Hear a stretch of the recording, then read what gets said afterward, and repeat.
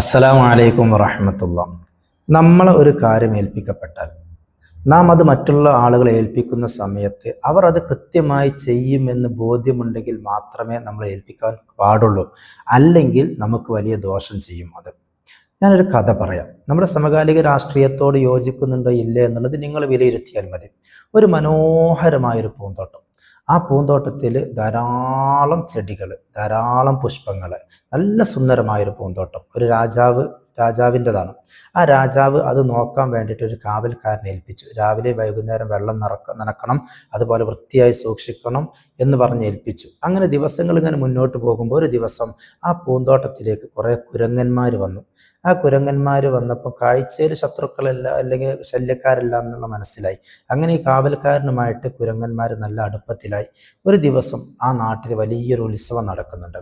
ആ പരിപാടിയിൽ നാട്ടിലുള്ള മുഴുവൻ ആളുകളും പങ്കെടുക്കും. ഇയാൾക്കും പങ്കെടുക്കണം നല്ല ആഗ്രഹമുണ്ട്. പക്ഷെ ഇത് നനക്കണം എന്നുള്ളൊരു ജോലി ഉള്ളത് കൊണ്ട് അയാൾക്ക് പോകാൻ പ്രയാസമായി. അങ്ങനെ വിഷമിച്ചിരിക്കുമ്പോഴാണ് കുരങ്ങന്മാരുടെ നേതാവ് ഒന്ന് ചോദിച്ചു, എന്താ നിങ്ങളുടെ വിഷമം? അപ്പോൾ പറഞ്ഞു, എൻ്റെ നാട്ടിൽ വലിയൊരു ഉത്സവം നടക്കുന്നുണ്ട്, എനിക്കത് കാണാൻ പോകണം. പക്ഷെ ഇവിടുത്തെ കാര്യം ആലോചിക്കുമ്പോൾ എങ്ങനെ പോകും?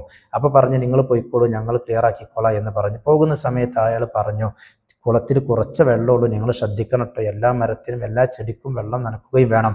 അങ്ങനെ അദ്ദേഹം പോയി. ഇവർ വൈകുന്നേരം ഇവരൊക്കെ ഒരുമിച്ച് കൂടി ഇങ്ങനെ ചർച്ച ചെയ്യാണ്, നമുക്ക് വെള്ളം നനക്കാനുണ്ട്, എന്ത് ചെയ്യും?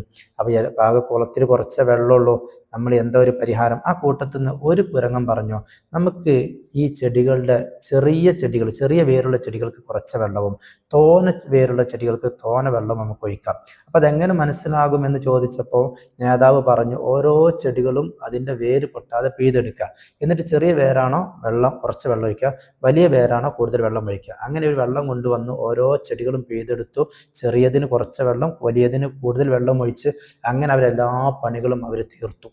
അങ്ങനെ പിറ്റേ ദിവസം രാവിലെ ഈ കാവൽക്കാരൻ വന്നു നോക്കുമ്പോൾ ഇത് കണ്ട് അദ്ദേഹം ബോധരഹിതനായി പോവുകയാണ്.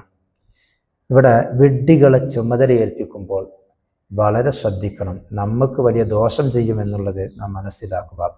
ഇത് ഇന്ന് നമ്മുടെ രാജ്യത്തിൻ്റെ ഒരു അവസ്ഥയാണ് എന്നുള്ളതാണ് എനിക്ക് മനസ്സിലാകുന്നത് എന്ന് ഞാൻ ഓർമ്മപ്പെടുത്തുന്നു. നിങ്ങൾക്കങ്ങനെ മനസ്സിലാകുന്നുണ്ടെങ്കിൽ നിങ്ങൾക്ക് പറയാം എന്നുള്ളതാണ്.